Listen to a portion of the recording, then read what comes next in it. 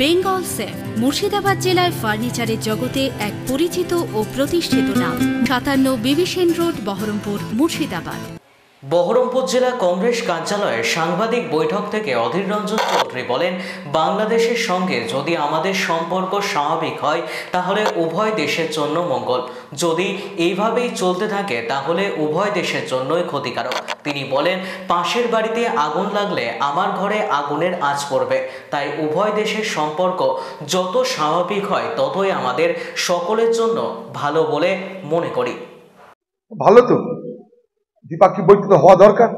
দ্বিপাক্ষিক বৈঠক কত কোনো অপরাধ নয়। পাশাপাশি দুটো প্রতিবেশী রাষ্ট্র, একটার সঙ্গে আরেকটার তো বৈঠক হওয়া উচিত। বাংলাদেশের সঙ্গে যদি আমাদের সম্পর্ক স্বাভাবিক হয় তাহলে এটা উভয় দেশের জন্য মঙ্গলকর। আর যদি এরকম চলতে থাকে তাহলে উভয় দেশের জন্য তা ক্ষতিকর। কারণ যে ধরনের কট্টরপন্থী শক্তি আত্মপ্রকাশ করছে, তার আক্রমণে না বাংলাদেশ বাঁচবে না আমাদের উপরে আমরা নিশ্চয় থাকবো। আজকে বাংলাদেশের মানুষ যেটা ভুগছে, আগামী দিনে এই রাজ্যে তার প্রভাব পড়বে, আগামী দিনে ভারতবর্ষ তার প্রভাব পড়বে। কারণ আমাদের প্রতিবেশী রাষ্ট্র, পাশের বাড়িতে আগুন লাগলে আমার ঘরে আগুনের আঁচ পড়বেই। তাই উভয় দেশের সম্পর্ক যত স্বাভাবিক হয় ততই আমাদের সকলের জন্য ভালো বলে মনে করি। কিন্তু দুর্ভাগ্য যে এখনো বাংলাদেশে তো নির্বাচিত সরকার নেই। কার সঙ্গে কে কথা বলবে জানি না। কথা যে হবে কার সঙ্গে হবে সে তো কোনো অ্যাকাউন্টেবিলিটি নেই সেই সরকারে। সে তো নির্বাচিত নয়। যে নির্বাচিত সরকার থাকে না তার অ্যাকাউন্টেবিলিটি থাকে না। ইউনূস সরকারের কোনো অ্যাকাউন্টেবিলিটি নেই। ফলে তার কথার কি মূল্য, তার গোটা বাংলাদেশের উপরে তার কতটা প্রভাব প্রতিপত্তি আছে আমার জানা নেই। তিনি কতটা সেখানে নিয়ন্ত্রণ করতে পারেন আমার সে ব্যাপারে ধোঁয়াশা আছে। তবুও চাইব যে বাংলাদেশের সঙ্গে ভারতবর্ষের যেন কোনো রকম উত্তেজনা না থাকে। বাংলাদেশের সর্বস্তরের মানুষ তারা যেন সেখানটায় নিশ্চিন্তে জীবনযাপন করতে পারে। সংখ্যালঘু হিন্দু, সংখ্যালঘু অন্য ধর্মের এবং উদারবাদী মুসলমান যারাই আছে বাংলাদেশে, তাদের সকলের সুরক্ষা দেওয়া দরকার আজকের সরকারের। তাই দেরিতে হলেও আলোচনা শুরু হোক। আমরা চাই আলোচনা। আমি তো চাই যে আলোচনাটা হওয়া দরকার।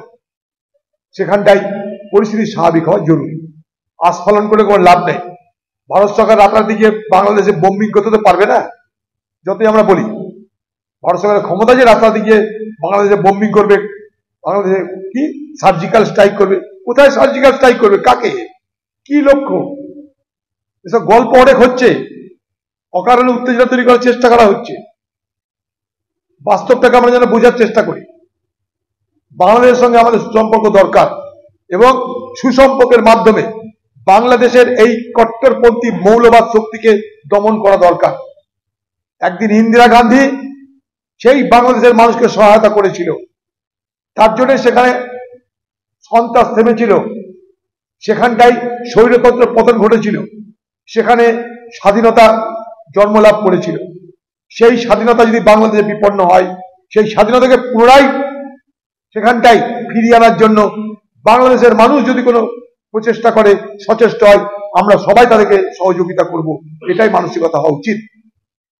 এখন বিএনপিকে ধরুন বাংলাদেশের রাজনীতিতে সামনের সারিতে আসতে হবে। বিএনপি চাইছে বাংলাদেশে নির্বাচন হোক। শেখ হাসিনার অনুপস্থিতিতে বাংলাদেশে নির্বাচন হলে বিএনপির ক্ষমতায় আসার সম্ভাবনা প্রবল।